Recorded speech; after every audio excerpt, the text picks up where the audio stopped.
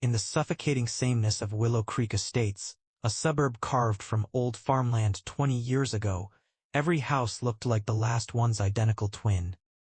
Identical beige siding, identical two-car garages, identical driveways swept clean enough to eat off. The lawns, manicured to a uniform 2 inches, enforced by the Willow Creek Homeowners Association, a cabal of busybodies who wielded their rulebook like a holy grail. Fines for unapproved bird feeders. Citations for holiday lights left up past January 5th. And God forbid you painted your front door anything but coastal fog eggshell. I moved here 5 years back with my wife, Lena, and our 2 kids, hoping for a fresh start after the city grind. Lena's a nurse, pulling doubles at the local ER. I'm a freelance graphic designer, scraping by on deadlines. We bought the smallest house on the block, 217, for its deep backyard, a rare half-acre holdover from the farm days. That's where I planted my garden. Not some hippie commune fantasy, mind you, just practical rows. Beefsteak tomatoes for Lena's salsa, zucchini for the kids' bread, sweet corn that burst with summer sunshine, bush beans climbing trellises I'd built from scrap lumber, peppers too, jalapenos for spice, bells for color. It was survival, really. Grocery prices had spiked 30% since the supply chain mess of 24, and our budget was threadbare. The first HOA notice came 2 weeks after the seedlings sprouted, slipped under the door like a death threat. Violation of Covenant 4.2. Non-standard landscaping detracts from community aesthetic. Cease and desist or face $50 daily fine. Signed, Karen Whitaker, HOA President, from 142 Oak Lane. The McMansion with the flawless AstroTurf lawn and plastic flamingos that somehow passed inspection. I laughed it off, staked the paper in the garden as a scarecrow tag. Harvest time hit, and those tomatoes. Glorious, fist-sized orbs, warm from the sun. We ate them sliced with salt on the back porch, juice dripping down chins. The kids, 8-year-old Mia with her gap-toothed grin, and 5-year-old Theo, all energy, helped pick beans, their hands stained green. Word spread, neighbors peeked over fences. Old Mr. Hargrove from next door, retired and widowed, shuffled over one evening with a colander. "Heard you got the good stuff," he muttered, filling it with corn. By week's end, half the block was sampling my zucchini fries at block parties. Even skeptical types like the Jensens across the street took a bell pepper or two, admitting it beat store-bought mush. But Karen, she escalated. A second notice, then a third, each with bigger fines. $250 now. Threats of liens, I wrote back, politely at first, citing the HOA bylaws' vague language on edible landscaping and how my garden boosted biodiversity, citing some university study on urban farming. They sent a drone, a cheap buzzing thing, HOA branded, hovering over my plot at dawn, snapping photos. I caught it on my phone's video, waving a rake like a medieval peasant, posted it to the neighborhood app. OAO spy, Big Brother in your backyard? Comments exploded. Likes from 60% of residents, memes of Karen as a witch on a broom. She retaliated with an emergency meeting notice. Addressing blight in our community. I skipped it, too busy mulching with compost from the kids' worm bin. Lena worried. They're petty, but they have lawyers, she'd say. Chopping onions from my harvest. The kids drew pictures of Daddy's veggie castle with crayons. I felt alive, defiant, like reclaiming a sliver of the earth they paved over. Harvest peaked, corn silk tasseling gold, tomatoes heavy on vines, zucchini baseball-sized overnight.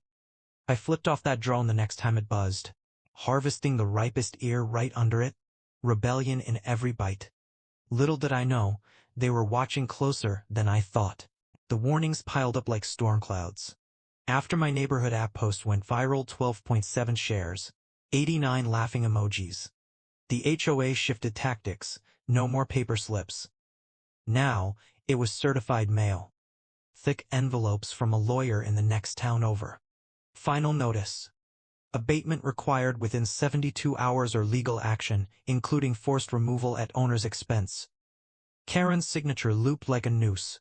I replied certified too, attaching photos of neighbors' harvest baskets, petition signatures from 12 households supporting right to grow food.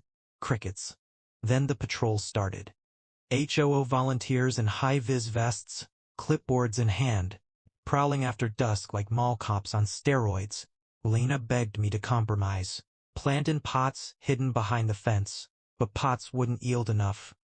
This was about principle now. The kids sensed the tension. Mia stopped drawing veggies. Theo asked if the lawn police would take his baseball glove.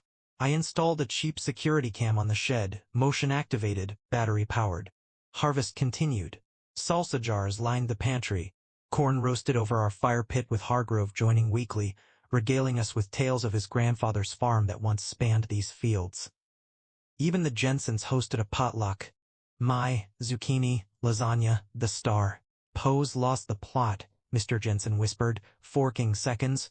August humidity thickened the air, cicadas droning like tinnitus. That night, a Thursday, Lena worked late, kids asleep by 9. I crashed at 11, window AC humming white noise. Woke at 2:17 a.m. to a nightmare haze, acrid smoke clawing, my throat orange flicker through curtains. Stumbled outside barefoot, heart slamming.